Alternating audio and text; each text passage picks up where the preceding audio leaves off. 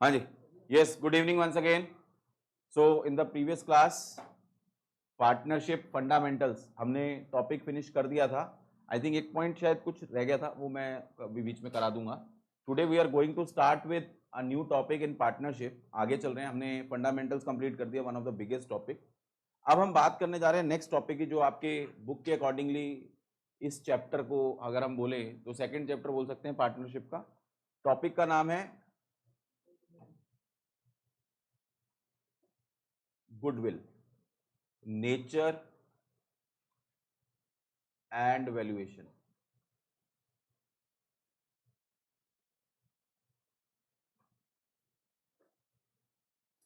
Goodwill, nature and valuation. अगर हम इस चैप्टर की बात करें, वेरी गुड चैप्टर. और ये चैप्टर सिर्फ बेसिकली आपके पार्टनरशिप में तो है, लेकिन जब आप फ्यूचर में कंपनी अकाउंट्स पढ़ोगे, फ्यूचर में मतलब हमारे यहाँ कंपनी अकाउंट्स को तो एक पार्ट है इश्यू ऑफ शेयर्स वगैरह, वहाँ बात नहीं कर रहा. जब रियली आप बीकॉम में या सी जो भी प्रोफेशनल कोर्सेज वहाँ कंपनी अकाउंट्स होगा, वहाँ पे ये चैप्टर जरूर होगा वहाँ पे. ठीक है, तो इसीलिए ये चैप्टर आपको जो पढ़ाना है मुझे, उस कॉन्टेक्स्ट में पढ़ाना है कि आगे कभी पढ़ो आप तो आपको ईजी हो जाए. और स्कूल में मतलब इतने अच्छे से नहीं पढ़ाते हैं. स्कूल में ऊपर ऊपर से पढ़ा के एक दो क्लास में खत्म करा देते हैं, क्वेश्चन कराए 4-5 और खत्म हो गया. ऐसे नहीं, क्योंकि अभी आपको पता चल जाएगा थोड़ी देर में.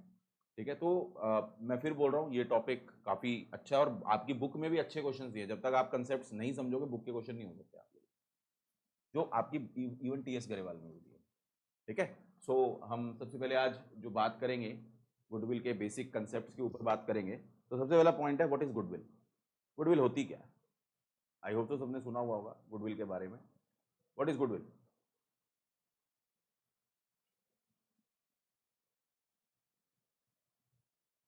यस.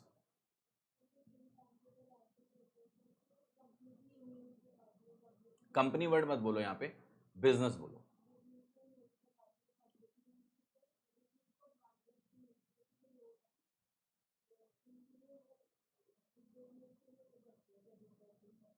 क्रेडिट वर्दी, गुड. हाँ जी.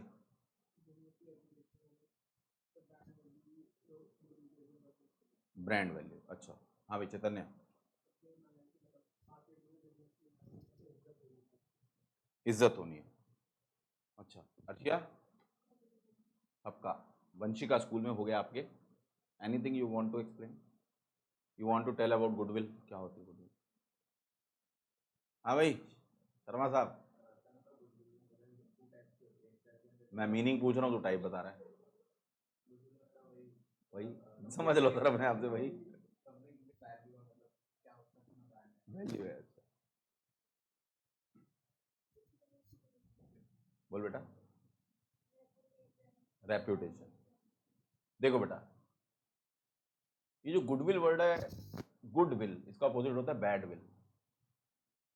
गुडविल का मतलब it is related to reputation. अगर बोले यार इस बंदे की गुडविल बड़ी अच्छी है, इसका मतलब उसकी रेप्यूटेशन अच्छी है. रेप्यूटेशन दो तरीके की होती है, अच्छी या बुरी. अच्छी है तो गुडविल, बुरी है तो बैड विल. तो सेम ऐसे बिजनेस के कॉन्टेक्स्ट में बात होती है. किसी भी हम अगर हम बात करें, हमारा यहाँ बिजनेस स्टार्ट हुआ, लेट्स इस स्टेज पे हमारा बिजनेस स्टार्ट हुआ. हमारा बिजनेस स्टार्ट होता है, तो क्या हमें बिजनेस स्टार्ट होते ही इमीडिएटली प्रॉफिट शुरू हो जाते हैं या टाइम लगता है? टाइम लगता है. हम परफॉर्म करते हैं, मेहनत करते हैं, अपने प्रोडक्ट या सर्विसेज के बारे में लोगों को बताते हैं, फिर लोग हमारे प्रोडक्ट को ट्राई करते हैं. ट्राई करने के बाद अगर उनको हमारे प्रोडक्ट या सर्विस अच्छे लगते हैं, तो उसको रेगुलर खरीदने लगते हैं.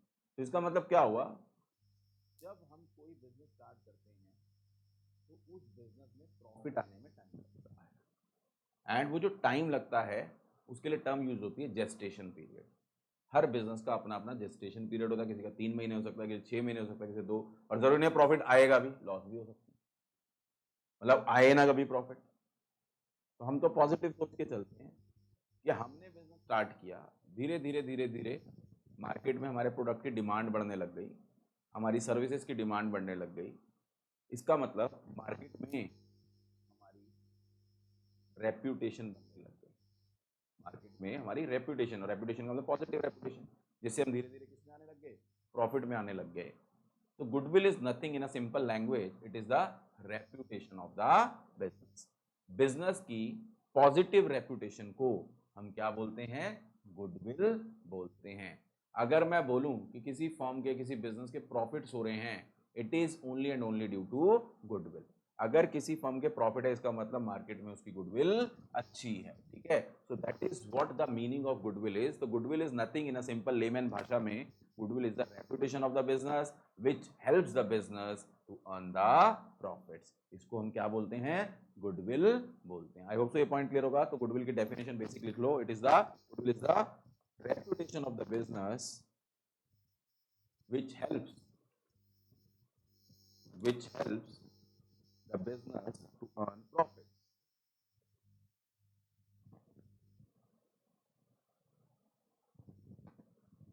which helps the business to earn profit। Clear है, बड़े ध्यान से समझेंगे। अगला पॉइंट, गुडविल का नेचर कैसा है। तो अगर हम गुडविल की बात करें तो goodwill is an intangible asset.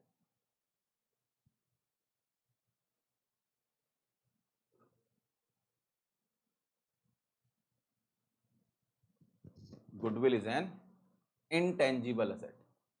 कई जगह पे ना गुडविल को बोलते हैं it is a fictitious asset. It is not a fictitious asset. Fictitious asset समझते हो क्या होता है, वो एसेट है नहीं, उसे एसेट मान लिया गया। Like prepaid expense. Prepaid expense का अगर नेचर की बात करें, it is a fictitious asset. जैसे क्या प्रीपेड एक्सपेंस कोई हमारा कोई एसेट थोड़ी ना है, लेकिन बैलेंस शीट में एसेट साइड पे नजर आता है, ईयर एंड पे आता है ना। उसका नेचर एसेट नहीं है, वो आर्टिफिशियल एसेट है, उसे मान लिया गया कि वो एसेट है। बट गुडविल को मान लिया नहीं गया, गुडविल एक्चुअली में क्या है, असेट है। और असेट की डेफिनेशन को सेटिस्फाई करता है। असेट की डेफिनेशन क्या होती है, असेट की डेफिनेशन क्या होती है, समथिंग बिजनेस ओन्स एंड जिसका बेनिफिट फ्यूचर ईयर्स के लिए भी मिलता है। This point clear.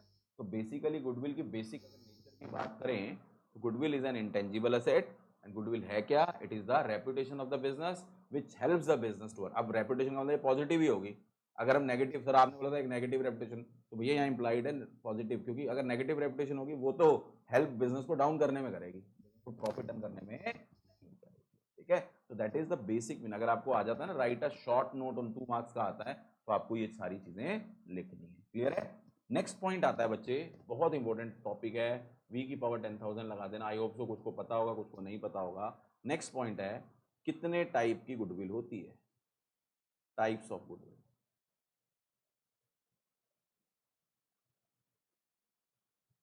इसके ऊपर कई बार आपको क्वेश्चन आया हुआ है, टाइप्स ऑफ गुडविल के ऊपर। तो basically there are 2 types of goodwill. First is self generated goodwill,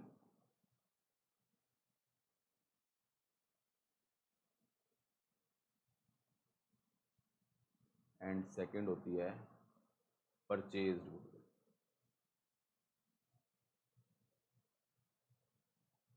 There are 2 types of goodwill, self-generated goodwill and purchased goodwill। बड़े ही ध्यान समझेंगे, अकाउंटिंग के कंसेप्ट यूज हो। सेल्फ जनरेटेड गुडविल, नाम से पता चल रहा है, self generated. What is self generated goodwill, किसी ने सुना है इसके बारे में, सुना है। कंपनी वर्ड मत बोलो, मैं बार बार बोल रहा हूँ, we are not talking about company accounts. बच्चों को ना गंदी आदतें डली हुई हैं। बिजनेस वर्ड बोलो, यहाँ पे बेसिकली यहाँ पे हम फर्म की बात कर रहे हैं, लेकिन ये गुडविल के मैक्सिमम कंसेप्ट में, चाहे फर्म हो कंपनी हो, सब पे लगते हैं, इसलिए बिजनेस वर्ड बोलो। हाँ,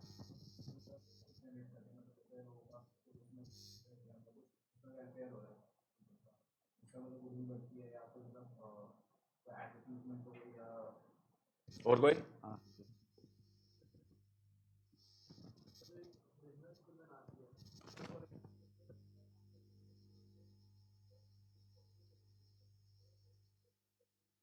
अभी परचेज की बात ही नहीं कर रहे, सिर्फ अभी सेल्फ जनरेटेड। तन्विका, देखो बेटा, अब ये एग्जांपल मैंने वापस निकाला। अब मैं देखो, हम क्योंकि पार्टनरशिप पढ़ रहे हैं, ए और बी ने मिलके एक पार्टनरशिप फर्म बनाई, ठीक है। ए और बी ने मिलके क्या करी, एक पार्टनरशिप फर्म बनाई। इन्होंने ये नया बिजनेस अपना फर्म की फॉर्म में स्टार्ट किया, ठीक है। एंड इन्होंने अपने प्रोडक्ट बेचना शुरू किए। जैसे इन्होंने बताया, आफ्टर सेल सर्विस अच्छी रखी, सब चीज़ें, प्रोडक्ट की क्वालिटी अच्छी थी, सर्विसेज अच्छी थी। धीरे धीरे इनके प्रोडक्ट की डिमांड बढ़ने लगी। एंड प्रोडक्ट की डिमांड बढ़ रही है तो इसका मतलब रेपुटेशन बढ़ रही है। रेपुटेशन बढ़ रही है तो इसका मतलब हमारी क्या बन रही है, गुडविल मार्केट में बन रही है। तो what is self generated goodwill? Self generated goodwill is that goodwill which is prepared, यानी which is generated due to the efforts of the business itself, यानी उस बिजनेस के जो ऑनर्स थे उनके खुद के एफर्ट से जो गुडविल जनरेट होती है उसको हम क्या बोलते हैं, सेल्फ जनरेटेड गुडविल बोलते हैं। तो यहाँ पे अगर हम ए और बी ने अपने एफर्ट से गुडविल बनाई है, ठीक है, तो इसका मतलब ये जो गुडविल है इस फर्म की गुडविल है। किसकी गुडविल है? फर्म की। ए बी की इंडिविजुअल नहीं है, क्योंकि असेट्स लायबिलिटी सब किसके होते हैं, पता है ना, बिजनेस के होते हैं। तो ए और बी के एफर्ट से, इस बिजनेस के एफर्ट से जो गुडविल जनरेट हो रही है, that goodwill is known as self generated goodwill. लिखो सेल्फ जनरेटेड गुडविल के नीचे, self generated goodwill is the goodwill which is earned or generated, which is earned or generated by the efforts of the business itself, by the efforts of the business itself.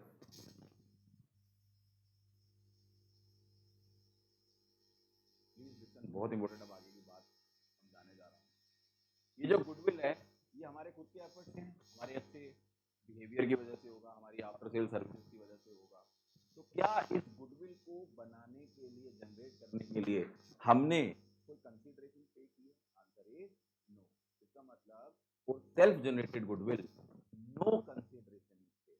देखो, for self generate या for this type of goodwill, क्योंकि आप continuation में लिख रहे हो full stop डाल के, for this type of goodwill no consideration is paid, that is no cost is incurred, that is no cost is incurred। कहाँ से शुरू करा था? For this type of goodwill no consideration is paid, no consideration, consideration में money consideration हमने कुछ पे नहीं किया, तो हमारा एफर्ट है, उसकी वजह से हमारी गुडविल बनी। No consideration is paid, that is no cost is incurred, no cost is incurred।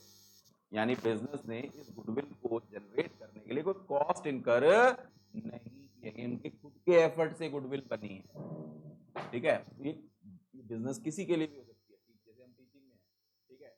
अब बच्चे, अगर मैं सीएस की बात करता हूँ तो बच्चे मेरे को नाम से पहचानते हैं सीएस में, क्योंकि मैं 15 साल से 20 साल से वहीं पढ़ा रहा हूँ, ठीक है।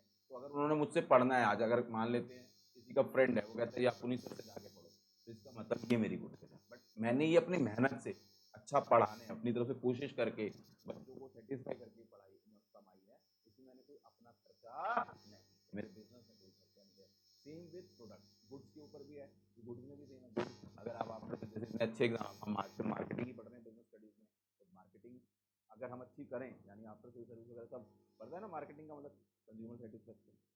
कंज्यूमर सेटिस्फाइड होगा तो क्या होगा, हम उसी को प्रोडक्ट को बार बार लेंगे, हम 4 लोगों को और भी बताएंगे, होगा ना। तो इससे उस बिजनेस का क्या होगा, गुडविल जनरेट होगा। Is this point clear? ठीक है। तो इसका मतलब for this type of goodwill no consideration is paid, that is no. हाँ बेटा, आवाज नहीं आ रही, एक मिनट होल्ड कर बेटा। हाँ जी। So for self generated goodwill no cost is incurred, यानी बिजनेस ने कोई खर्चा नहीं किया है। हेंस, लिखो हेंस, हेंस का मतलब रिजल्ट आएगा, hence such type of goodwill is not shown in the books of account. Such type of goodwill is not shown या नॉट रिकॉर्डेड, रिकॉर्डेड लिख दो, स्लैश डाल के शोन की जगह, not shown slash not recorded in the books of account.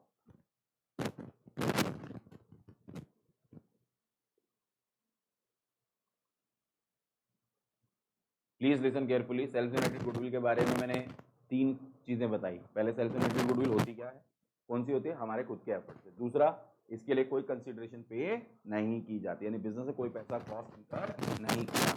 And third point, इस type की goodwill को हम बुक्स ऑफ अकाउंट में शो नहीं करते हैं। यहां तक तो सब बता देते हैं। क्वेश्चन ये है कि क्यों नहीं शो करते,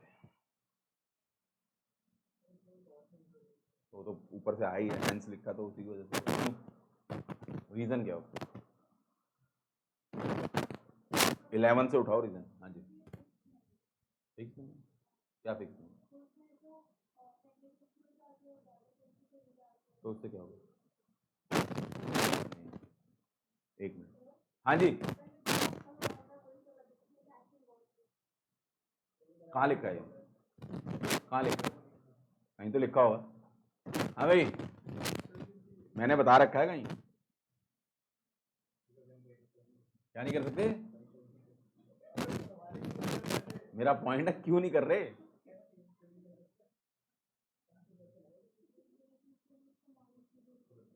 कहाँ लिखा है ये?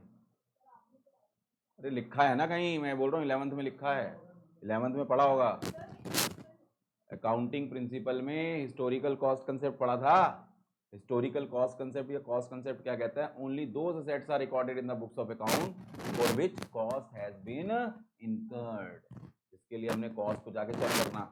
जिस चीज, एक बार बताओ ना, जब हमने एक बार बताओ प्रैक्टिकली सोचो, गुडविल असेट है, फिक्स असेट है, फिक्स्ड में इंटेंजिबल है, ठीक है, आधो को ये फिक्स है। फिक्स्ड के 2 पार्ट होते हैं, टेंजिबल, इनटेंजिबल। तो इंटेंजिबल असेट है बच्चे, तो जब ये इंटेंजिबल है तो इसका मतलब बैलेंस शीट की असेट साइड पे नजर आनी चाहिए। तो बैलेंस शीट की असेट साइड पे तो नजर आनी चाहिए, लेकिन लिखेंगे क्या जब पैसा ही नहीं खर्च किया? तो कितना अमाउंट लिखें उसका? लॉजिक समझो,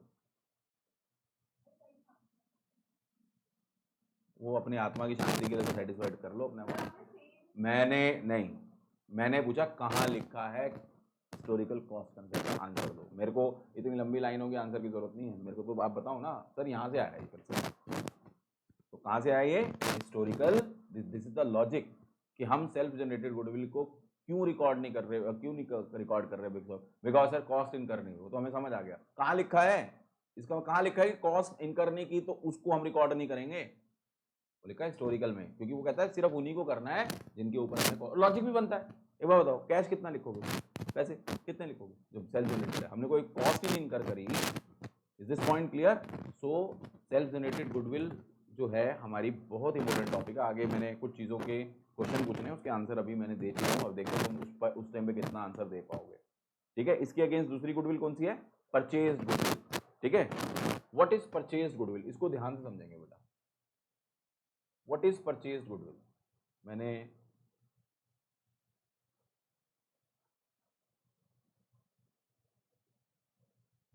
परचेज गुडविल बात करते हैं। What is purchase goodwill? नाम से पता चल रहा है परचेज गुडविल, नाम से क्या पता चल रहा है परचेज गुडविल? देखो, एक बिजनेस है, कोई बिजनेस वन, ठीक है, ये रनिंग बिजनेस है। लिसन केयरफुली, ध्यान सुनना, ये रनिंग बिजनेस है।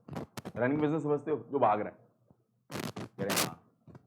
रनिंग बिजनेस का मतलब क्या होता है? जो गोइंग कर रहा है, लाइक अकाउंट्स पढ़ रहे हैं, जो चल रहा है। गोइंग कंसर्न बोलो, कोई बात नहीं, कोई बात नहीं, होता है। इससे ना तुम्हारे कहते हैं ना पूत के पांव पालने में नजर आ जाते हैं। तो तुम्हारे जो 11th है ना, सच में पता क्या होता है, एक चीज प्रॉब्लम क्या है, बस चैप्टर खत्म कराने हैं टीचर को भी।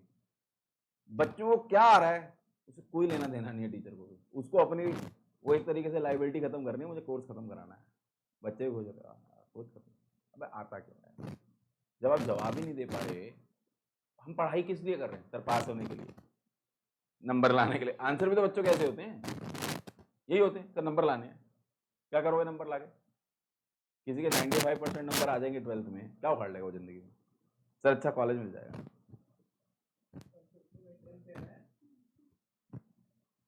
चैतन्य कह रहा है 60 है 95 को फर्क नहीं पड़ता, देनी है इंटरेस्ट नहीं। पॉइंट समझो बेटा, क्या है ना, हमारा नजरिया हमारी सोच के ऊपर डिपेंड करता है, हमारी थॉट प्रोसेस क्या है।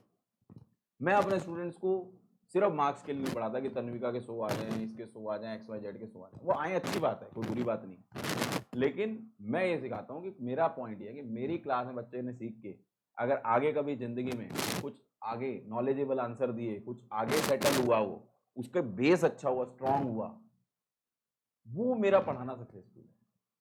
और मैं उस नजरिए से, आज हम नेशनल इनकम पढ़ रहे हैं, आप देख रहे हो कितनी डेप्थ में, आप दोस्तों से स्कूल में जिन्होंने पढ़ा है, मुझे नहीं लगता कि तुमने इतनी डेप्थ में पढ़ा होगा। तो पॉइंट को समझना बहुत जरूरी है। मैं क्या समझाना चाह रहा हूँ, भले ही हम 1 महीना लेट कोर्स खत्म करेंगे, मैं तुमसे एक्स्ट्रा फीस नहीं लूंगा उस चीज की, जो फीस हमारी तय है वही लूंगा ना। अगर मैं ज्यादा टाइम तुम पे लगा रहा हूँ तो मेरी कॉस्ट है ना, कराने को तो फटाफट करा देता हूँ, मेरे को भी आता है वो तरीका, लेकिन फिर डिफरेंस नहीं रह जाएगा। इस चीज को ना कई बार होगा, तुम्हारा किसी के दोस्त, अरे हमारे तो 3 हो गए, हमारे 2 ही हुए, अरे 2 हुए, तुमने उसमें गेन क्या किया और उससे कंपेयर करो, तब बात होती है। ठीक है, अभी तो गुडविल में आपको इतनी इतनी चीजें सिखाऊंगा, आप जो एडवांस लेवल की चीज, और आपके क्वेश्चन दिए हुए हैं बुक में और टीचर ने कराए नहीं होंगे, और टीचर ने मार्क करा दिए होंगे क्वेश्चन, क्यों? वो करा ही नहीं सकते, उनको पता ही नहीं। और मैं तुम्हें गुडविल के लिए पहले ही तैयार कर चुका हूँ, अभी बताऊंगा। तो पॉइंट को देखने के नजरिए को ना तुम्हारा चेंज करना है मुझे, स्टडी का प्रोफेशनल एटीट्यूड होना चाहिए। अभी क्या है, वो छोटे बचकानी हरकतें होती हैं, सर ये हो जाए तो, प्रैक्टिकल व्यू पॉइंट भी सोच रहा है, नहीं चैतन्य, समझो बात को, मैं जो समझाने की कोशिश कर रहा हूँ ना तुझे, अभी तेरे को अभी लग रहा होगा कि सर, लेकिन जब तू आगे जाएगा ना लाइफ में, फिर तेरे को याद आएंगी ये चीज़ें, हाँ यार सर ने कुछ समझाया था, देख काम आ रहा है। तो मेरा पॉइंट पढ़ाई का ही है, मार्क्स तो तुम्हारे आ जाएंगे मुझे पता है, किसी के 5% ऊपर आ जाएंगे, किसी के नीचे आ जाएंगे, it hardly matters to me. हाँ, आपकी फैमिली को मैटर करेंगे, दोस्तों यारों को करेंगे, आपको करेंगे, मुझे नहीं करेंगे। मुझे पता है मेरे बच्चे का बेस चाहे उसके कम आए, लेकिन उसका बेस अगर स्ट्रॉन्ग है, वो तो उस पेपर में कम आए है ना, कोई और चीज होती तो शायद वो अच्छा कर सकता उसमें। और कई बार अच्छे अच्छे बच्चों का पेपर में ब्लैंक हो जाता है, होता है ना, कई बार आती हुई चीज हमारी गलत हो जाती है और नहीं आती हुई चीज हो जाती है, होता है कई बार ऐसा, इसमें क्या होता है। इसीलिए कभी भी कूदना नहीं है, हमें आता है, हमें शोर नहीं बचाना, हमें आता है। जब परफॉर्मेंस, जैसे अब मेरी परफॉर्मेंस की बारी है, ये मैं तुम्हें समझा रहा हूँ, अब मैं यहाँ शोर मचाऊंगा अपना पढ़ाने के लिए, लेकिन मैं कोई रोड पे यूट्यूब पे ये नहीं बोल दूंगा देखो मुझे ये चीजें आती है तो मेरे से ही पढ़ो। तो हमेशा परफॉर्म, जब जैसे क्रिकेटर, अब तेंदुलकर और अदर क्रिकेटर्स में यही डिफरेंस है, गांगुली और तेंदुलकर में ही डिफरेंस हो, एक छक्का मारता तो कॉलर खड़ा हो जाता, आंखें मटकने लग जाती थी, पता नहीं उसने क्या मार दिया। डिफरेंस है एटीट्यूड में, शांत रहना बहुत जरूरी है लाइफ में। ठीक है, तो ये आपको अभी से मैं इंग्रेडिएंट्स दे रहा हूँ, जो बच्चा इन चीज़ों को, मुझे पता है सारे फॉलो नहीं करेंगे, लेकिन जो करेंगे वो आगे अच्छा बनेंगे, जो नहीं करेंगे उनकी अपनी किस्मत है। ठीक है, तो अब परचेज गुडविल बड़े ध्यान से समझना, क्या बताने की कोशिश कर रहा हूँ। एक बिजनेस है जो गोइंग कंसर्न है, गोइंग कंसर्न का मतलब रनिंग है, रनिंग जैसे आप बोल रहे हैं, प्रॉफिटेबिलिटी में है। ठीक है, ये जो इसके ऑनर हैं, ये अपने बिजनेस को बेचना चाहते हैं। ठीक है, ये अपने बिजनेस को बेच, अब बच्चों के दिमाग में सर बिजनेस प्रॉफिट में चल रहा है, क्यों बेच रहे हैं? कईयों को दिमाग में आता है ना बिजनेस प्रॉफिट में क्यों बेच रहे हैं, नहीं करना चाह रहे वो बिजनेस, ओवरबर्डन है, घर में क्लेश है, बंटवारा करना चाह रहे हैं, बहुत सारे रीजन हो सकते हैं यार। नहीं नहीं, ऐसा कुछ नहीं है, आपका एक एग्जाम्पल हो सकता है, बट क्या है, लेट से 2 पार्टनर हैं, उनमें आपस में बनी नहीं रही, बिजनेस गोइंग कंसर्न है, रनिंग है, लेकिन उनमें आपस में बनी नहीं, they are not on a talking term, उनमें लड़ाई झगड़े हो रहे हैं, बिजनेस प्रॉफिट में, क्या करेंगे, बेचेंगे बिजनेस को। क्लियर है? अब समझो मैं क्या समझाना चाह रहा हूँ। अब लेट से इनके पास tangible assets, I hope so tangible assets समझते होंगे, क्या होते हैं tangible assets, which can be seen, which can be जरा जरा touch me touch me touch me, है ना, यही होता है ना। Intangible, which can't be seen, which can't be touch, यही है ना।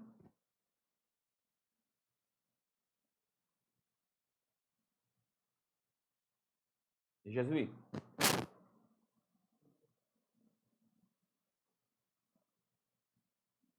चलो इस पे भी कभी हम, अभी आपके इस नॉलेज को हम ज़्यादा वो नहीं करते, बाद में कभी आएगा तो बताऊंगा मैं।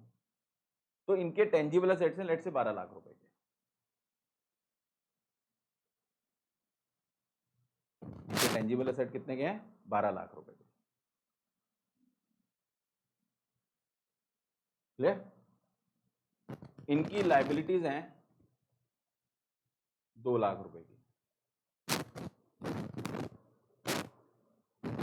इनकी लाइबिलिटीज 2 लाख रुपए की, टेंजिबल असेट्स 12 लाख के, लाइबिलिटी 2 लाख की। इसका मतलब अगर मैं बोलूं ये लाइबिलिटीज नेट टेंजिबल एसेट की बात करें तो 10 लाख रुपए के हैं। अगर ये लाइबिलिटी को पे ऑफ कर दिया जाए तो इस बिजनेस के टेंजिबल एसेट्स की बात करें अगर तो 10 लाख रुपए बचते हैं, 10 लाख रुपए के।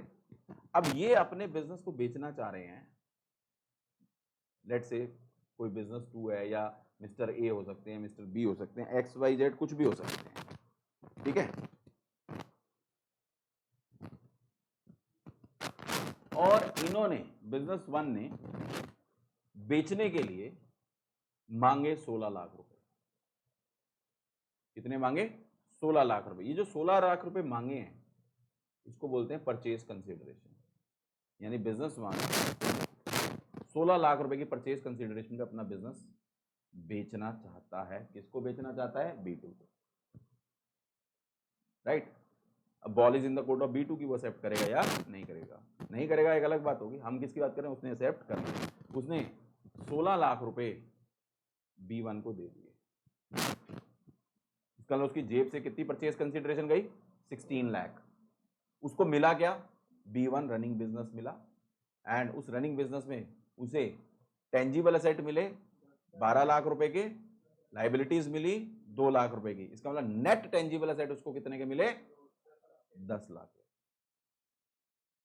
और उसने बदले में क्या दिया है?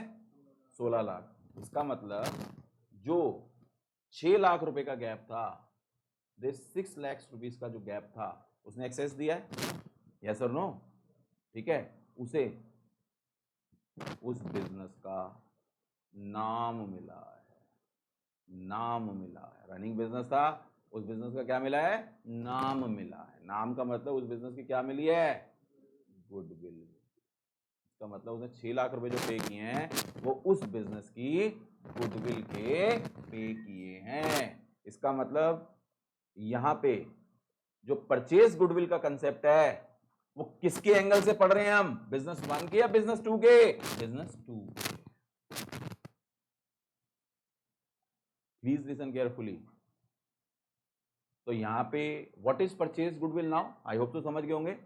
Purchase goodwill is that goodwill for which business has incurred the cost. जिसके लिए बिजनेस ने कॉस्ट इनकर की है, उस टाइप की गुडविल को हम क्या बोलते हैं? Purchase goodwill. अब यहां पे परचेज गुडविल किसके एंगल से पढ़ रहे हैं? बिजनेस 2 के एंगल से पढ़ रहे हैं। तो बिजनेस 2 के एंगल से जो ये 6 लाख रुपए का अमाउंट है, ये परचेज गुडविल का उसने दिया है। अब अपने आप बताना, क्या बिजनेस 2 अपनी बैलेंस शीट में, बेटा जिसका भी फोन है किसी का हो रहा बंद कर दो, ठीक है।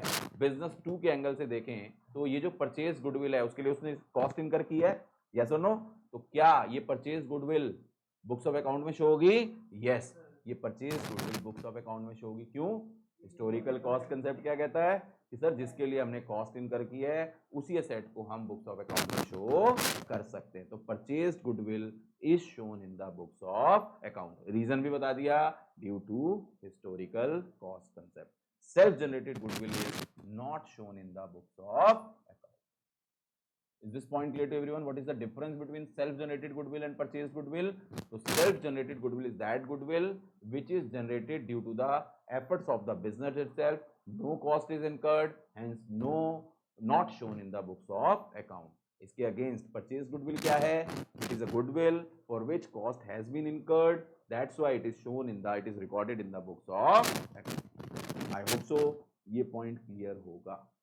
किसी को कोई डाउट हो मीनिंग में, डिफरेंस में? अब ये डिफरेंस आ सकता है, टाइप ऑफ गुडविल के ऊपर शॉर्ट नोट आ सकता है आपका, तो आपका थ्योरी जो आप पूछ रहे थे ना, जैसे तो लिखो परचेज गुडविल के बारे में लिख दो। Purchase goodwill is the goodwill, purchase goodwill is the goodwill for which the cost has been incurred by the business और consideration has been paid by the business.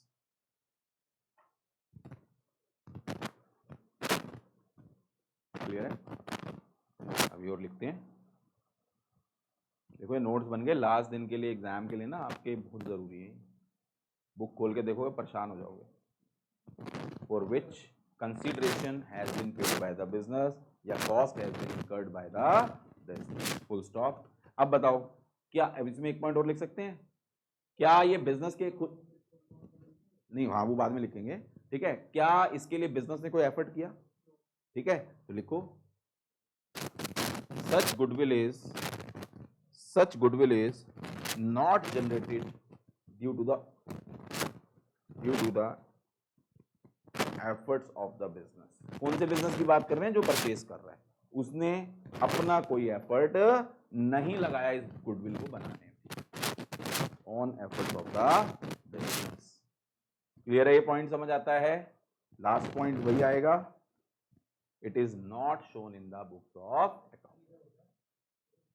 पक्का, it is shown in the books of account. देख रहा हूं जागे हुए सोए हुए हैं, good. Self generated goodwill not shown आएगा, ध्यान से। कई बार मैंने उस दिन भी बोला था, मैं बीच में जान के चेक करने के लिए गलत बोल दूंगा, ध्यान से आपने करेक्ट करना है मुझे। It is self generated not shown in the books of account and purchase goodwill is shown in the books of account. Clear है ये एवरीवन? किसी को कोई doubt you can ask. Clear है, चलें आगे। तो ये समझ आया, टाइप्स ऑफ गुडविल समझ आ गया, कितने टाइप की गुडविल होती है। क्लियर है। नाउ नेक्स्ट पॉइंट अगर हम बात करें तो एक टर्म यूज होती है, आई होप सो आप लोगों ने एक टर्म सुनी होगी,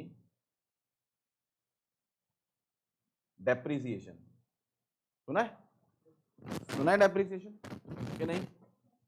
नो सर। तो हमारे जो फिक्स असेट्स होते हैं, मैंने अभी आपको बताया fix assets are of two types, tangible fix assets and intangible fix assets होते हैं ना।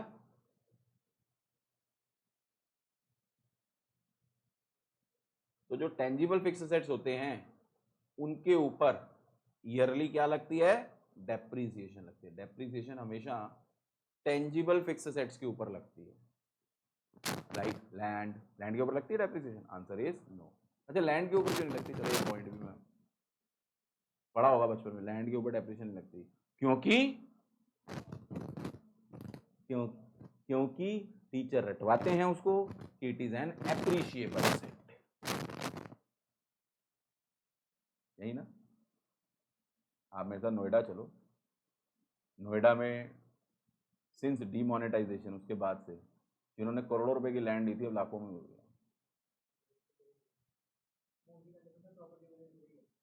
फिर मैं तो लैंड की बात कर रहा हूं।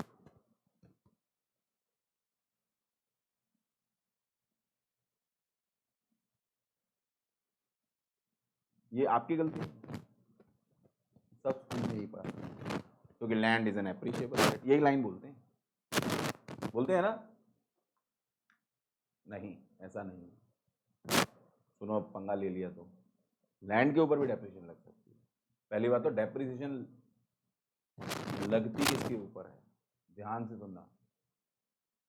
डेप्रिसिएशन, लेट्स से हमने एक मशीनरी ली 10 लाख रुपए की, उसकी एस्टिमेटेड लाइफ 10 साल थी। तो हम बचपन में करते थे ना, 10 lakh divided by 10 equal to 1 lakh, यही आता था ना।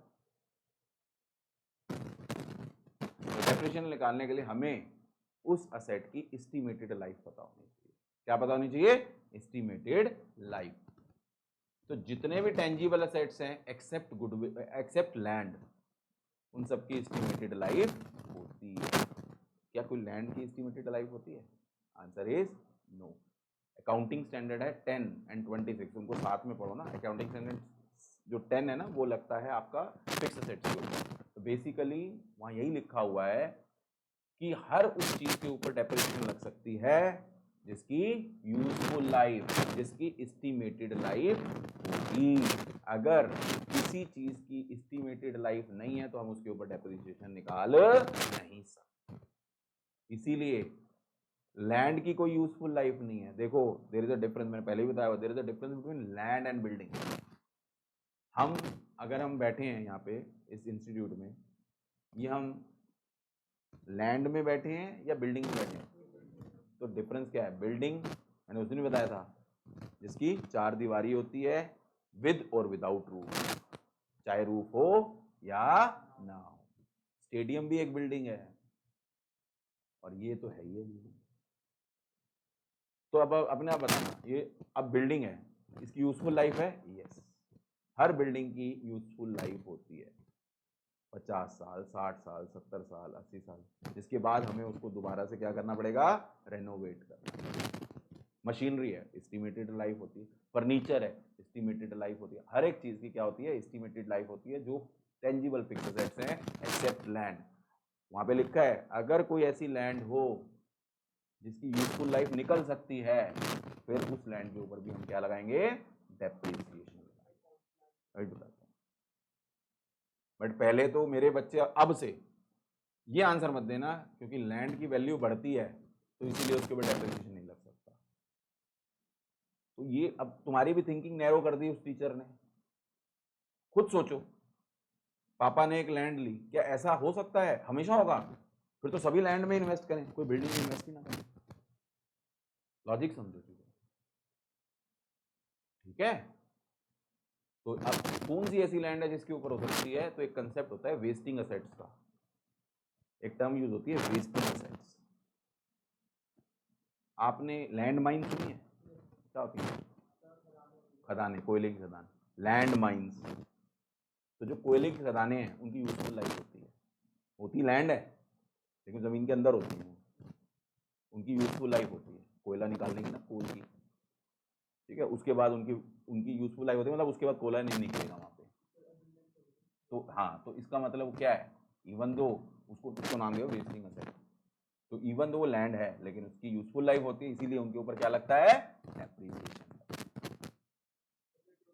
बहुत सारी जगह है, अब तू खुद ही सोच ले।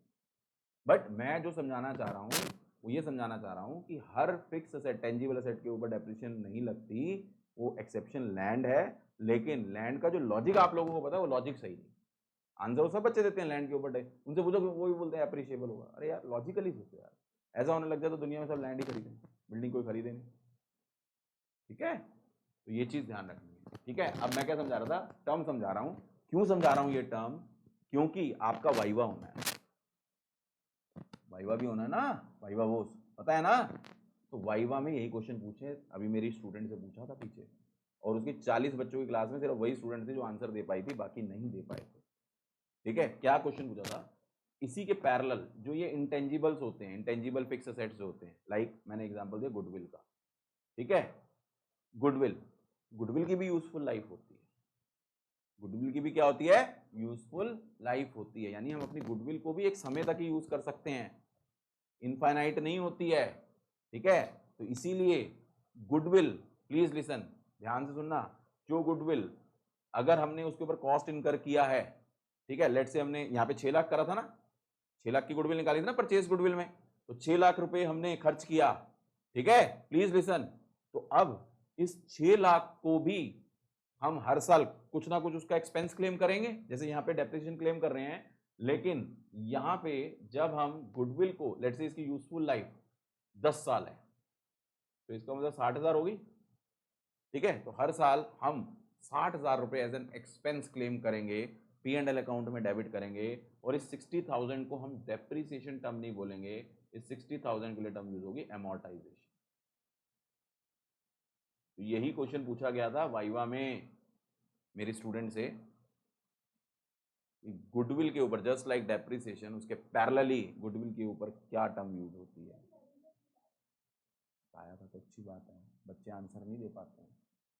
11th में तुम्हें हिस्टोरिकल कॉस्ट भी बताया होगा, तुम्हें याद नहीं, पॉइंट क्या है? हमें जो याद रह जाए, हमें पता वो बताया था, हमें जो याद नहीं रहता वो बताया नहीं था। प्रॉब्लम यहाँ है, याद रह गया। ये मैंने पीछे भी कहीं डिस्कस किया था तुमसे, तभी तुम्हें याद है। मैंने इस 12th में भी डिस्कस किया था, और मैंने कहा था आगे काम आएगा। तो डेप्रिसिएशन के पैरेलली, तो इसका मतलब अगर आपसे पूछे depreciation is applicable on all fixed asset, is this statement true or false? False. Why it is false? Only it is applicable on tangible fixed assets. Intangible fixed assets के ऊपर क्या लगती है? amortization term use. इसीलिए जब हम cash flow statement वगैरह पढ़ेंगे तो P&L अकाउंट दिया होगा, वहाँ amortization P&L अकाउंट में दिया होगा, तो implied मीनिंग है it is like depreciation of a fix asset, but वहाँ पे फिक्स असेट कौन सा है? Intangible. Is this point clear to everyone? क्या ये पॉइंट समझ आता है? एवरीवन। ठीक है, तो यहाँ पे हमने गुडविल का मीनिंग डिस्कस किया, टाइप्स ऑफ गुडविल डिस्कस कर लिया। देन उसके बाद हमने क्या डिस्कस किया है, हमने डिस्कस किया कि जो आपके फिक्स सेट्स हैं, जो टेंजिबल है उसके ऊपर डेप्रिसिएशन टर्म यूज होती है खर्चा निकालने के लिए, और इंटेंजिबल के ऊपर टर्म क्या यूज होती है, अमोर्टाइजेशन टर्म यूज होती है। क्लियर? नाउ मेरा क्वेश्चन है आप लोगों से, यहां पे हम नेचर की तो बात करते हैं, इस चैप्टर का नाम क्या है, नेचर एंड वैल्यूएशन। ठीक है, तो नेचर तो हमें पता चल गया। अब बात करते हैं वैल्यूएशन ऑफ गुडविल की। गुडविल वैल्यूएशन का मतलब गुडविल कैलकुलेशन करने की। तो मेरा पॉइंट आप लोगों से ये है कि जब हम वैल्यूएशन ऑफ गुडविल की बात कर रहे हैं, तो ये जो चैप्टर है या ये जो टॉपिक हम पढ़ रहे हैं, इस टॉपिक में हम कौन से टाइप की गुडविल की वैल्यूएशन की बात कर रहे हैं। एक मिनट सुने ध्यान से, क्वेश्चन तो सुन लो यार। सेल्फ जनरेटेड या परचेज्ड या दोनों, सोच के आंसर देना। वैल्यूएशन ऑफ गुडविल है ना, किस गुडविल के वैल्यूएशन की बात कर रहे हैं, प्लीज ध्यान से सुनेंगे।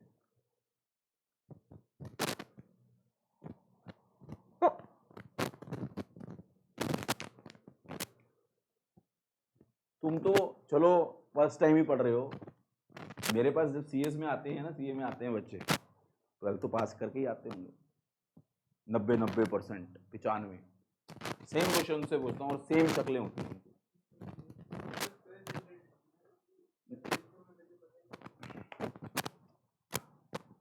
हम होंगे कामयाब समडे। यस,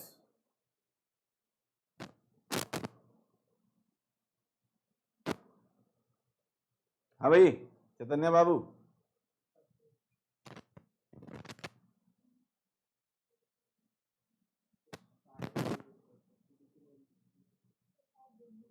शायद दोनों। अब बताना यही क्या कर रहे, नाम बताना लायक। कोई बात नहीं, कोई बात नहीं, कंफ्यूजन का पॉइंट ही है। सुने ध्यान से, जितने हंस रहे हैं, जिंदगी झंडबा फिर भी घमंडबा। ठीक है, ये देखो, अभी मैंने एक एग्जाम्पल बनाया था आप लोगों के लिए।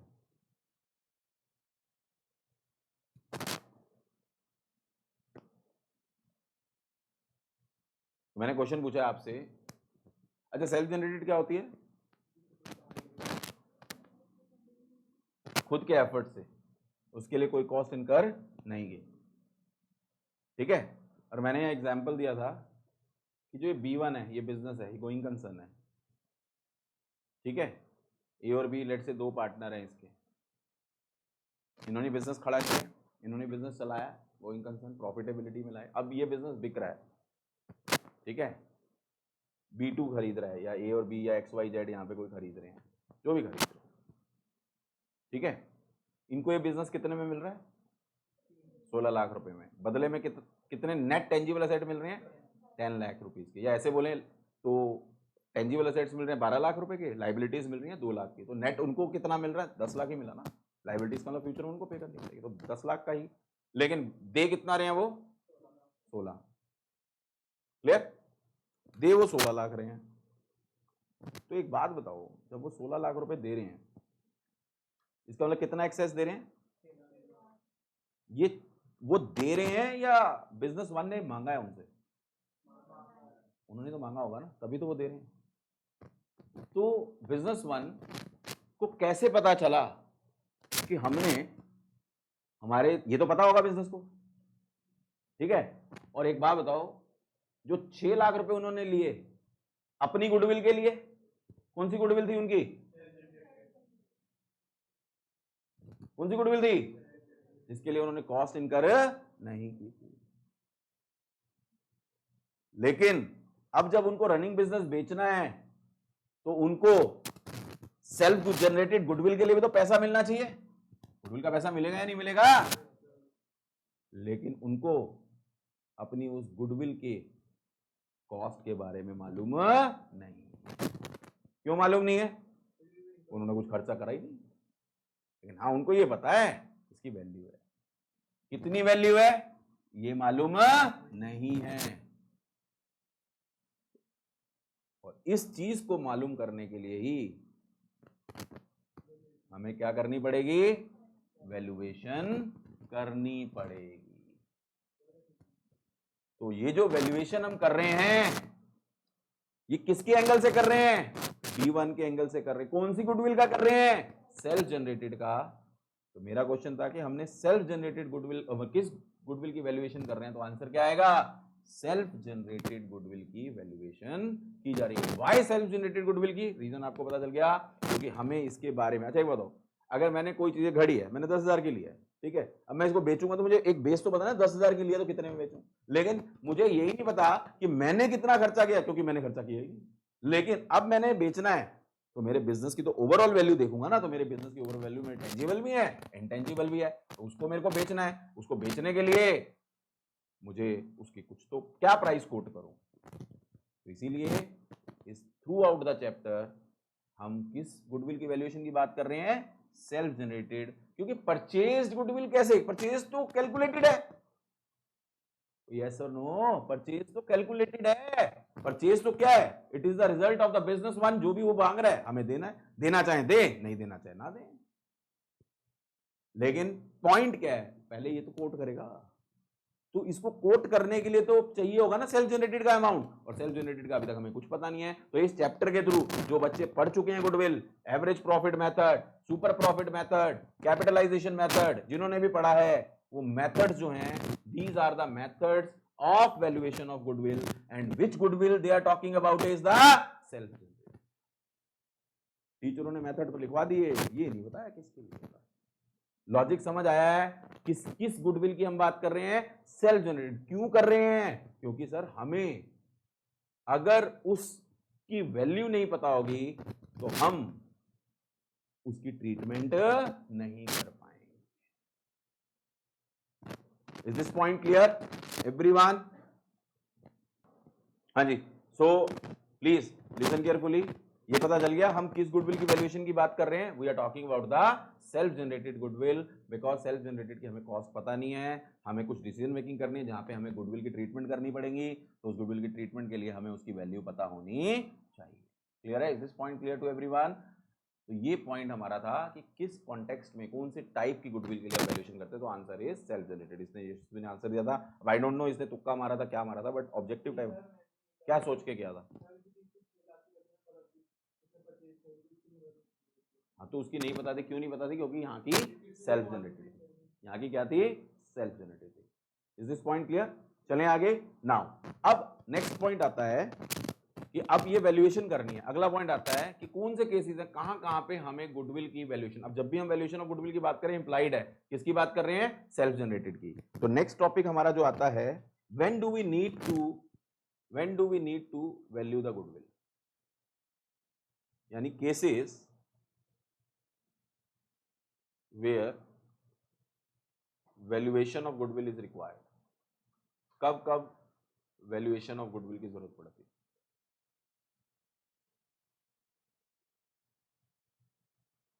Why do we need? तो बहुत सारे केसेस हो सकते हैं। पहले हम उन केसेस की बात करें जो पार्टनरशिप फॉर्म से रिलेटेड है बेटा, क्योंकि पार्टनरशिप में पढ़ रहे हैं। फर्स्ट केस है, प्लीज लिसन केयरफुली। ये तो आपको पता है कि जो गुडविल है, सेल्फ जनरेटेड गुडविल है। लिसन, ये गुडविल पार्टनरशिप फर्म की, और partnership firm is nothing but it is the combination of partners. Yes और नो? तो इसका मतलब अगर जो एग्जिस्टिंग पार्टनर्स हैं, ठीक है, उनकी जो प्रॉफिट शेयरिंग रेशियो तय थी, अगर उस प्रॉफिट शेयरिंग रेशियो में चेंज आता है, क्या आता है, चेंज आता है किसमें, एग्जिस्टिंग पार्टनर्स की प्रॉफिट शेयरिंग रेशियो में अगर चेंज आता है, तो वहां पे हमें सेल्फ जनरेटेड गुडविल की वैल्यूएशन करनी पड़ेगी, क्योंकि उसका इंपैक्ट आना है, जो कि हमारा नेक्स्ट चैप्टर है। तो हमारा फर्स्ट पॉइंट क्या निकल के आया, change in profit sharing ratio between existing partners. तो पढ़ रहा है ना वो चैप्टर, तो आया था ना मैं गुडविल का कॉन्टेक्ट, यही चीज है, change in profit sharing ratio between existing partner. ये हमारा नेक्स्ट चैप्टर है बेटा, इसके बाद गुडविल के बाद नेक्स्ट चैप्टर ये change in profit sharing ratio between existing partner, पढ़ेंगे वहां पे। Second point, admission of a partner. अगर कोई नया पार्टनर हम एडमिट करते हैं, ऑब्वियसली नया पार्टनर आएगा। अब बच्चे को स्कूल में टीचर सिखाते हैं एडमिशन में, नया पार्टनर आता है, गुडविल आता है, गुडविल आता है। गुडविल को छोटा बेबी थोड़ा ना उठा के ले आता है।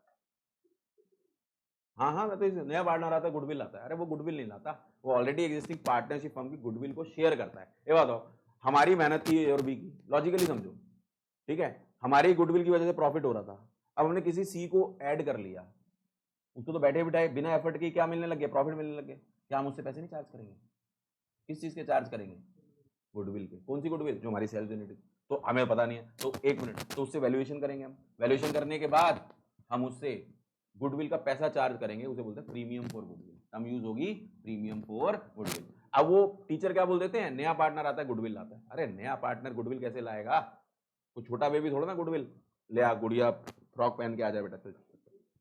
मैं तो ऐसे बच्चों को समझाता हूँ, ये टीचर की गलत लैंग्वेज होती है। नया पार्टनर आता है, वो एग्जिस्टिंग फर्म की गुडविल को शेयर करता है और उसके लिए वो पैसे देगा, उसे बोलते हैं प्रीमियम फॉर गुडविल। तो इसका मतलब एडमिशन ऑफ अ पार्टनर होगा तो हमारी जो एग्जिस्टिंग सेल्फ जनरेटेड गुडविल है उसकी वैल्यूएशन करनी पड़ेगी, तभी तो उसके पैसे ले पाएंगे हम, उनसे कितना शेयर लेना है, किस रेशो में लेना है। तो ये सब एडमिशन ऑफ अ पार्टनर में क्या करेंगे, हम पढ़ेंगे। आपके टीचरों जिन्होंने एडमिशन पढ़ लिया है वो सब मुझे पता है क्या पढ़ा हुआ है, ठीक है।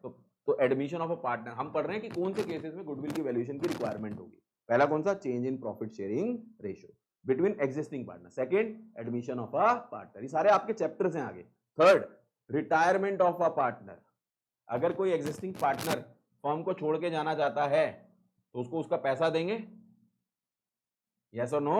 उसको पैसा देंगे क्योंकि उसका असेट्स में सब चीजों में पैसा लगा हुआ है, असेट्स में पैसा लगा हुआ है, तो इसका मतलब उसका गुडविल में भी एफर्ट था, तो उसको उसका हिस्सा गुडविल में भी देंगे। अगेन गुडविल तो हमें पता नहीं वैल्यू क्या है, तो उस टाइम पे भी हमें क्या करना पड़ेगा, वैल्यूएशन करना पड़ेगा।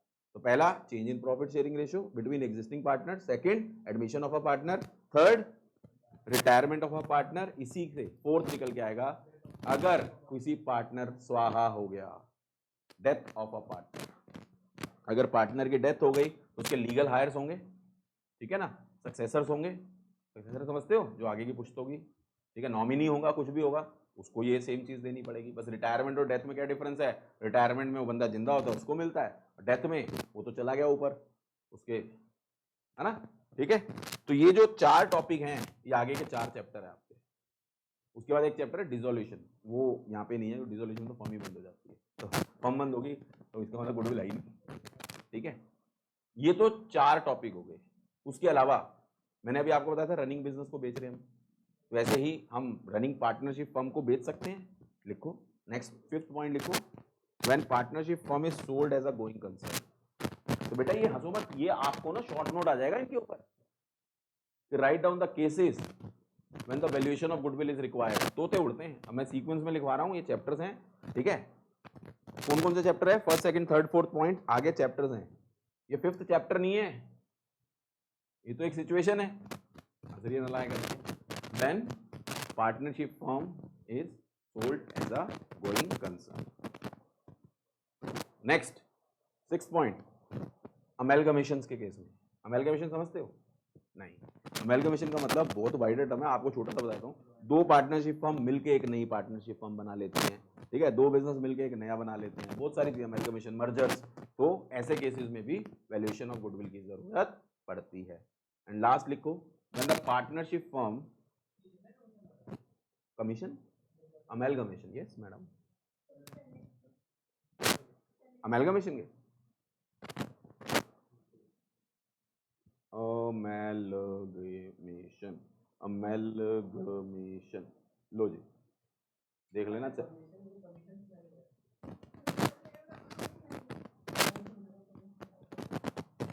कोई नहीं, कोई होता है, कई बार ना 15-16 साल में बुढ़ापा नजर आने लग जाता है वो, और वो बुढ़ापा फेस से नजर नहीं आता, वो अदर साइड इफेक्ट्स होते हैं, किसी का कान, किसी का नाक, किसी की आंखें बोलने लग जाती हैं, कुछ कुछ होता है, हैं? बुक के अंदर अंदर, तभी तो बोलो तेरे, मेरा मुंह भी बंद पड़ा हुआ ना। अमेलगमेशन, चलो लास्ट लिखो, कितने पॉइंट्स हो गए?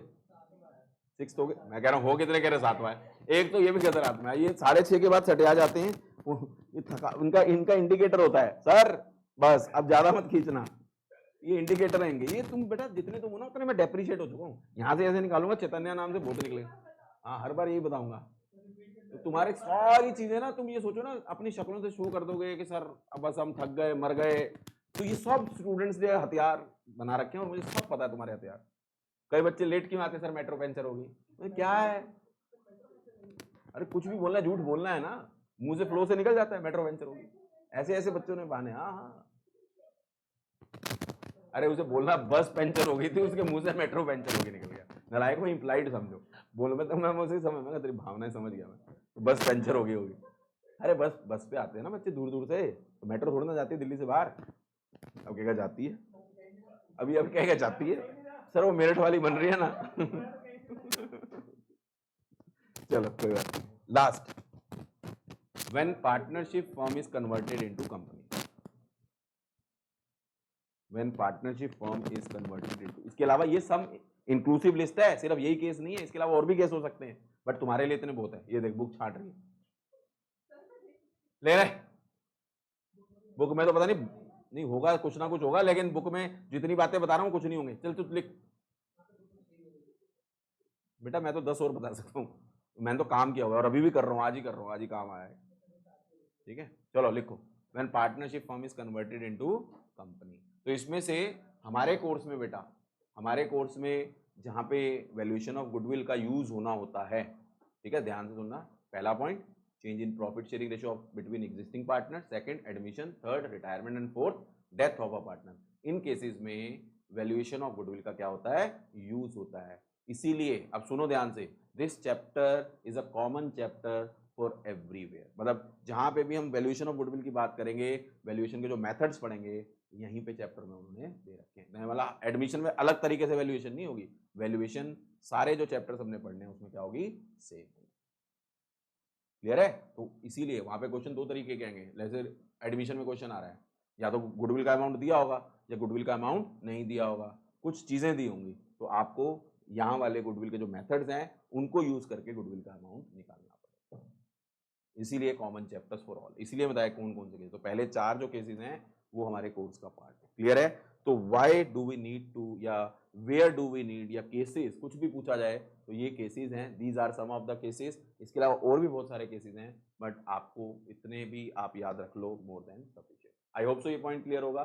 चलें आगे, तो हमने ये पढ़ लिया कि सेल्फ जनरेटेड गुडविल की वैल्यूएशन होती है एंड इन केसेस में होती है, अगला पॉइंट कैसे होती है, नेक्स्ट पॉइंट है कि कैसे गुडविल की वैल्यूएशन करनी है, तो उसका मतलब हमें क्या आने वाला है, methods of valuation of goodwill, v की पावर 10,000 लगा दो, प्रैक्टिकल शुरू हो रहा है हमारा, मेथड्स ऑफ वैल्यूएशन, ये टॉपिक टेक्निकल है, मुझे कराने में बड़ा मजा आता है क्योंकि इसके ऊपर बहुत R&D कर रखी है मैंने, research and development, methods of valuation of goodwill, ठीक है, कौन सी वैल्यू, अर्शिया किस गुडविल की वैल्यूएशन की बात कर रहे हैं बच्चे, सेल्फ जनरेटेड, याद रखना, ये हंस रही है, आइए हंसते हंसते जाइए घर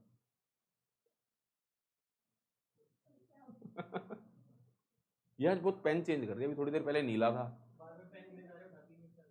राजा बाबू है बेटा, पैसे गिरे तो भी मत उठाया कर, हम उठा लेंगे, हम बता दी, क्यों भाई तन्वी और मैं चले जाएंगे, उठा लेंगे, फिर हम मंदिर में दान दे देंगे, ठीक है चलो, बहन गिरे में उठा नहीं रही, चलो पता चले पेन का पेड़ उग जाए यहाँ पे, है ना, नेक्स्ट मेथड्स ऑफ वैल्यूएशन में सबसे पहला मेथड है बेटा एवरेज प्रॉफिट मेथड, अच्छा किसके स्कूल में ये चैप्टर हो चुका है, किन किन के स्कूल में हो चुका है, नहीं हुआ, हाँ, average profit method, second super profit method,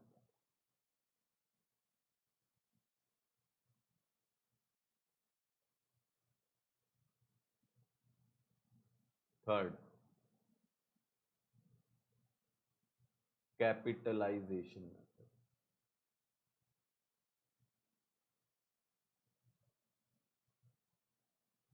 लिखो, हेडिंग लिखो, average profit method, super profit method and third है कैपिटलाइजेशन मेथड। लिख लिया? तो today we are going to start with the first method, that is average profit method, one of the simplest method, ठीक है, but हमें इसको depth में करना है। अगर हम बात करें एवरेज प्रॉफिट मेथड की, तो अभी चार्ट इसमें फर्दर क्लासिफिकेशन है। एवरेज प्रॉफिट मेथड की अगर हम बात करें, जो ये हमारा फर्स्ट मेथड है,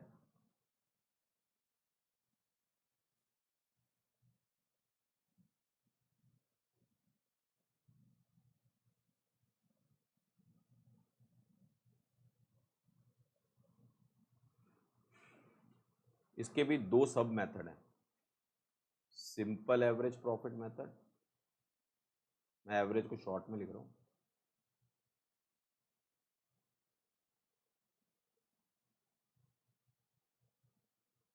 B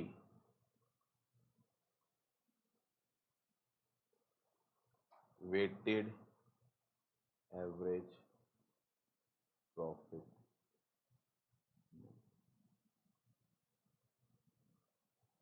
simple average profit method and weighted average profit method. बस ऐसे रहा कर तू रोज, मुंह सुझा के मत बैठा कर। नहीं नहीं, क्या बेटा कोई डिफरेंट स्टाइल से हंसती है? स्टाइल से यही होता है। एक वर्ड यूज है कुड़ना, कुड़ना समझती है? सड़ना, पंजाबी वर्ड है ना, पंजाबी समझ सकते हैं। ठाकुर साहब पंजाबी है ना, तो कई बार तो कुड़ रही होती है, कुछ कुछ बातें मन में चल रही होती है ना। अच्छा, लो, फिर ये कई बार हंसती है, मतलब जनरल रूल कुड़ रही होती है, ये तूने कैसे पकड़ा? एक्सपीरियंस, बड़ी ऑब्जर्वेशन करता है ऋषा की।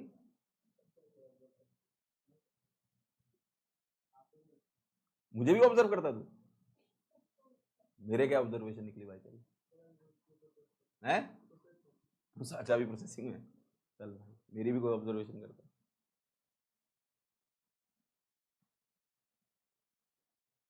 एक इसे देख, तेरे मैं क्रिकेट निकाल दूंगा सारा, देख लियो तू। छोटे छोटे पिल्ले से है नहीं। हाँ जी, एवरेज प्रॉफिट मेथड में दो मेथड है। सिंपल एवरेज प्रॉफिट में आजकल के जनरेशन में ना, एक जो होती है जनरेशन, एक होती है ब्रीड। सर ये देखो ना, हंसने वाली को भी हंसा दिया हमने। तन्विका मन मन में हंस जाती है कई बार, दो चार गालियां भी दी जाती होगी मेरे को, तेरी पढ़ा ले चुपचाप से, मजाक मत कर। चल, तुम्हारी एनर्जी बढ़ा रहा हूँ क्योंकि अभी आधा घंटा और पढ़ाना है।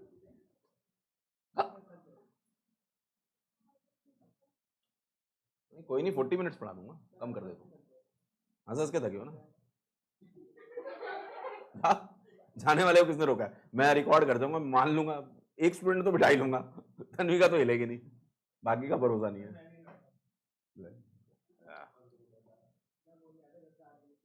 गुड, हम अपनी डेस्टिनेशन पे पहुंचने वाले हैं, बस थोड़ा सा साथ दे लो, ठीक है? अभी छोड़ दूं, कैंसिल करूं? तू बताएगा मुझे, चल पढ़ ले। Simple average profit method, weighted average profit method. हम कौन सा स्टार्ट कर रहे हैं? Simple average. तो एक बार जरा दिमाग में फिट करते हैं, कितने मेथड्स हैं? तीन। फर्स्ट कौन सा? Average profit, second is super profit, third is, अब ये जो प्रॉफिट है ना, इनके फॉर्मूले टीचर स्टेप लिखवा देंगे, खत्म। ये स्टेप्स अपने आप में कुछ कहते हैं, बहुत इंपॉर्टेंट है, ठीक है? एंड मैंने आपको एवरेज प्रॉफिट मेथड स्टार्ट कराना है आज, एंड इसमें फर्दर सब मेथड्स हैं, simple average profit method and weighted average profit method, ठीक है? ऐसी कैपिटलाइजेशन में भी दो मेथड होंगे, वो तब बनवाऊंगा जब करवाना होगा, ठीक है?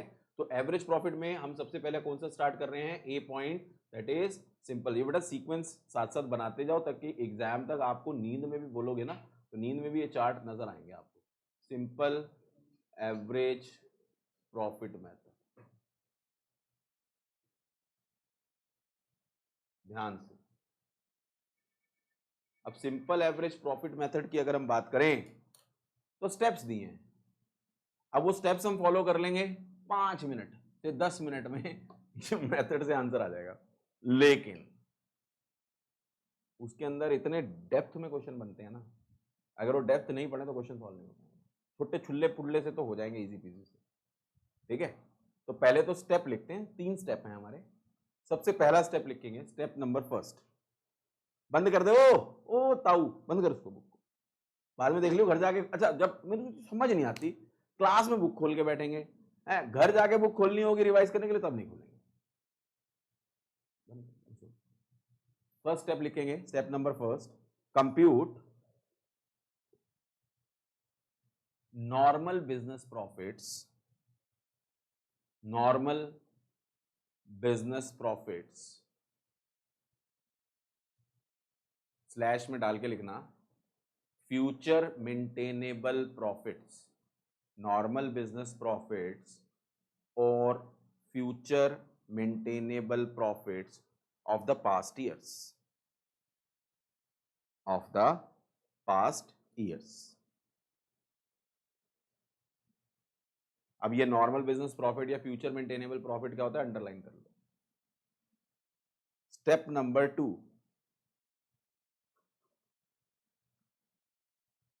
Calculate average profit, calculate average profit. अब एवरेज प्रॉफिट जो स्टेप नंबर 2 में कैलकुलेट कैसे होगा, एवरेज मीन पढ़ा है ना बचपन में, मीन पढ़ा है बचपन में, पढ़ा है।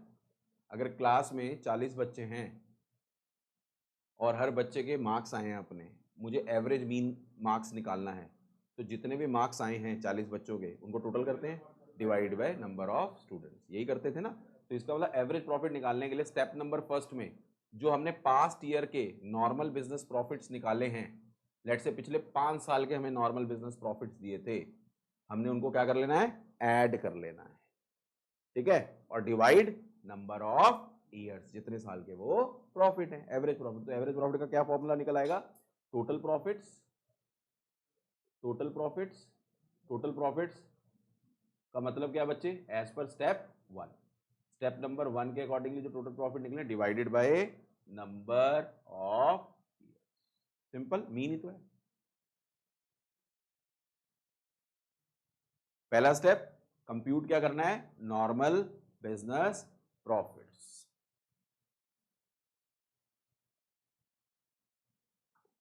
ठीक है। Second, compute average profit. Now third step और last step, step number as per step number first, जो स्टेप नंबर फर्स्ट से आया है ना प्रॉफिट्स, उनका टोटल करना है।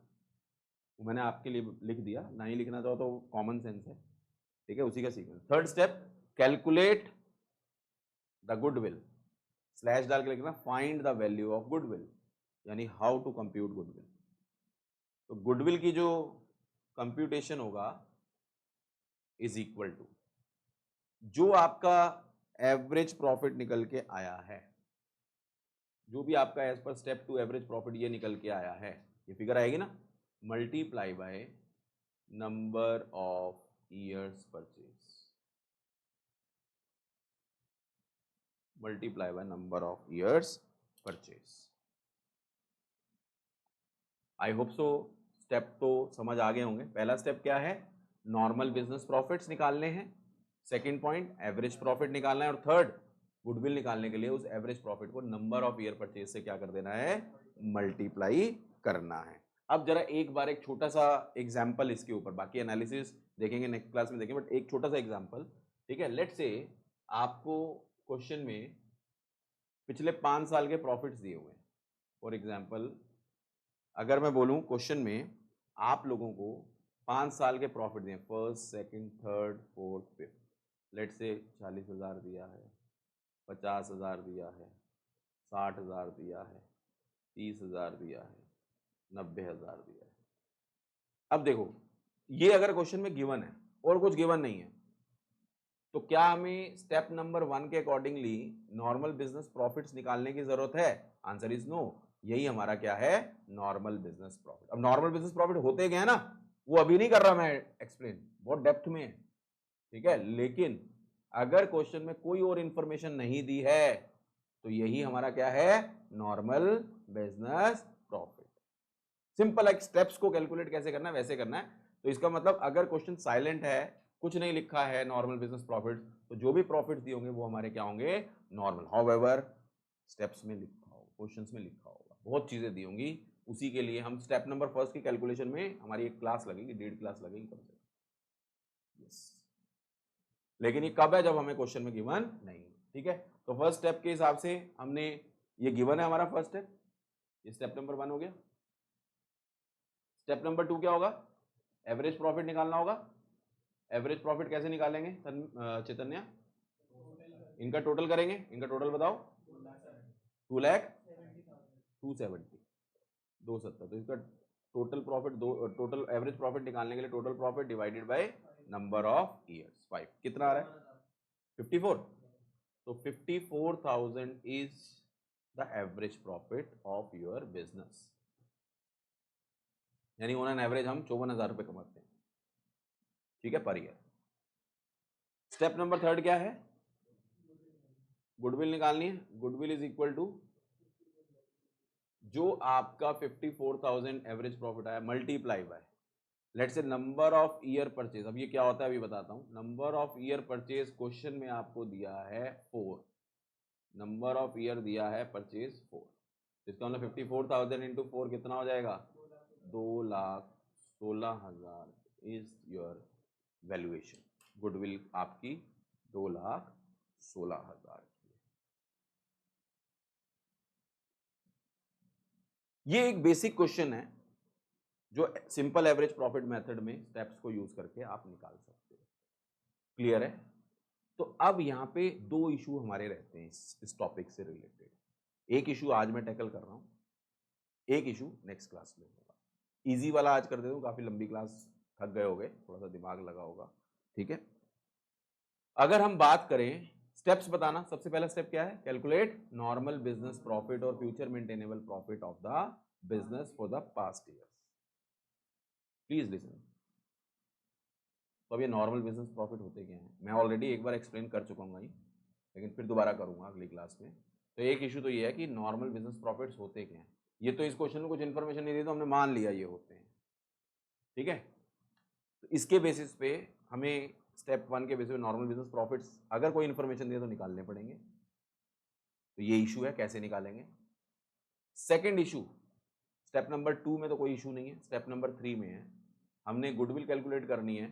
जो एवरेज प्रॉफिट आया multiply by number of years purchase, number of years purchase.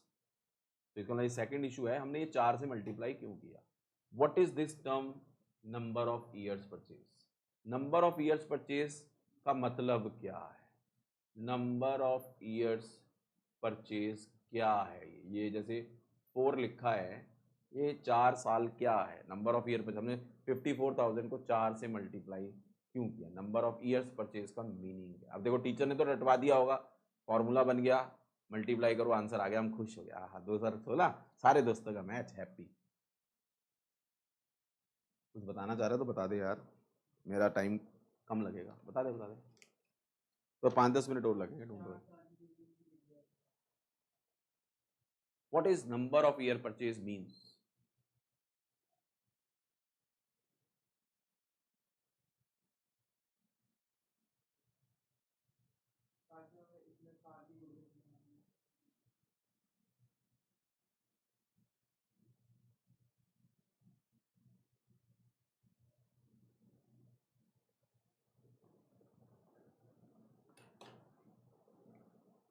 तो ये ध्यान सुनेंगे, नंबर ऑफ ईयर परचेज का मतलब क्या है। नंबर ऑफ ईयर परचेज 4 साल लिखा है। अच्छा, हमारे एवरेज प्रॉफिट कितने आ रहे थे, 54,000। 54,000, इसका मतलब हम ऑन एन एवरेज ईयरली कितना हम प्रॉफिट कमा पाएंगे, 54,000। सेकंड स्टेप तक समझ आ गया। थर्ड स्टेप है गुडविल निकालनी है। तो हमारे जो एवरेज प्रॉफिट है multiply by number of year purchase. Number of year purchase का मतलब क्या है कि अगर हम अपने बिजनेस को रनिंग बिजनेस की तरह बेचते हैं किसी दूसरी ऑर्गेनाइजेशन को, तो वो ऑर्गेनाइजेशन अपने बिना किसी एफर्ट के हमारे नाम के बेसिस पे कितने साल तक सेम प्रॉफिट अर्न कर पाएगी, यानी उन्हें कोई भी एफर्ट अपना करने की जरूरत नहीं होगी, उसे बोलते हैं नंबर ऑफ ईयर्स परचेज। इसका मतलब अगर यह नंबर ऑफ ईयर्स परचेज 4 साल है, तो इसका मतलब क्या हुआ, जो फर्म हमारा बिजनेस खरीदेगी उसे 4 साल तक कोई एफर्ट नहीं करना पड़ेगा। किस चीज का, कोई मार्केटिंग का, कोई एडवर्टीजमेंट का। उसे जो ये 54,000 के प्रॉफिट हमारी फर्म को हो रहे थे, सेम प्रॉफिट उसे क्या होते रहेंगे, होते रहेंगे। इसका मतलब क्या हुआ, उसको चौथे साल के बाद क्या करना पड़ेगा, कुछ एफर्ट्स करने पड़ेंगे। That is what the meaning of number of year. इसीलिए नंबर ऑफ ईयर परचेज से मल्टीप्लाई किया जाता है। अब अपने आप बताना, ध्यान से सुनना। एक तरफ सेलर होगा, अपने बिजनेस को बेच रहा होगा, जिसने सेल्फ जनरेटेड गुडविल कमाई होगी, और दूसरी तरफ बायर होगा। तो सेलर के एंगल से पहले बताना, नंबर ऑफ ईयर परचेज ज्यादा अच्छा है या कम अच्छा है। सेलर के एंगल से नंबर ऑफ ईयर परचेज, जैसे अगर मैं बात करूं, अभी नंबर ऑफ ईयर परचेज 4 था, तो आंसर क्या आया था, 2,16,000 आया था। इसका मतलब उसको 2,16,000 की गुडविल का अमाउंट मिलेगा। अगर ये नंबर ऑफ ईयर परचेज 5 होता तो ये फिगर बढ़ जाती। इसका मतलब सेलर के एंगल से नंबर ऑफ ईयर परचेज जितने ज्यादा होंगे उतना ही उसके लिए बेनिफिशियल है। यस और नो, क्योंकि उसकी गुडविल की वैल्यू क्या होगी, ज्यादा आएगी, उसे ज्यादा अमाउंट मिलेगा। अब बायर के एंगल से बताओ, तन्विका बताएगी। बायर के एंगल से नंबर ऑफ ईयर परचेज ज्यादा होने चाहिए, कम होने चाहिए। अर्शिया क्वेश्चन सुन, बायर के एंगल से नंबर ऑफ ईयर परचेज ज्यादा होने चाहिए, कम होने चाहिए। तूने हमेशा तन्विका का उल्टा ही आंसर देना है प्लीज। नहीं, ऐसे देखो, अगर मान लेते, अच्छा अगर 4 की जगह 5 होते तो ये फिगर कितनी आती, 54,000 ऐड करते हैं उसमें, 270 आती, 270 आती। इसका मतलब बायर को 216 की जगह 270 देना पड़ता गुडविल के लिए। मॉनिटरी लॉस है। यस और नो, और यस और नो है या नहीं है। तो प्राइमा फेसाई तन्विका का आंसर ठीक है कि कम होना चाहिए, लेकिन एक्चुअली में जेन्युइनली देखा जाए तो उसे 5 साल तक एफर्ट करने की जरूरत नहीं है। तो सेलर के अकॉर्डिंगली ज्यादा तो है ही है, बायर के अकॉर्डिंगली भी ज्यादा हो तो अच्छा है।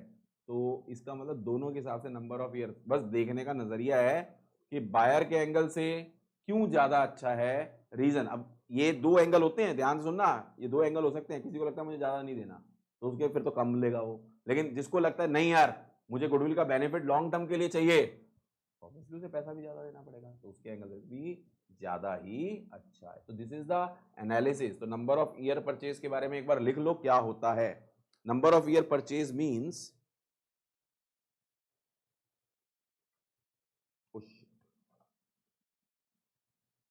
हाँ जी, number of year purchase means, लिख ले जल्दी, the number of years for which the firm is likely to earn same amount of profits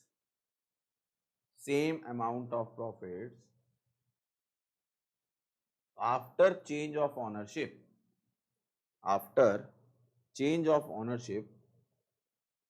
because of the efforts put in the past,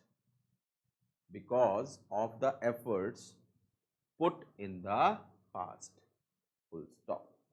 समझ आया कि चेंज ऑफ ऑनरशिप के बाद firm को कितने प्रॉफिट्स वो अर्न करेगी। ये फर्म कौन सी है, बेचने वाली, खरीदने वाली, खरीदने वाली। तो पास्ट में जो एफर्ट्स थे, यानी जो बेचा था जिस फर्म ने, उसके एफर्ट्स की वजह से जो खरीद रही है फर्म, उसको कितना प्रॉफिट कंटिन्यूअसली होगा, कितने ईयर्स के लिए होगा, उन ईयर्स को हम क्या बोलते हैं, नंबर ऑफ ईयर्स परचेज। इसका मतलब अगर नंबर ऑफ ईयर्स परचेज दो हो, इसका मतलब 2 साल हो गया। अर्शिया, इस 2 साल की क्या इंटरप्रिटेशन है,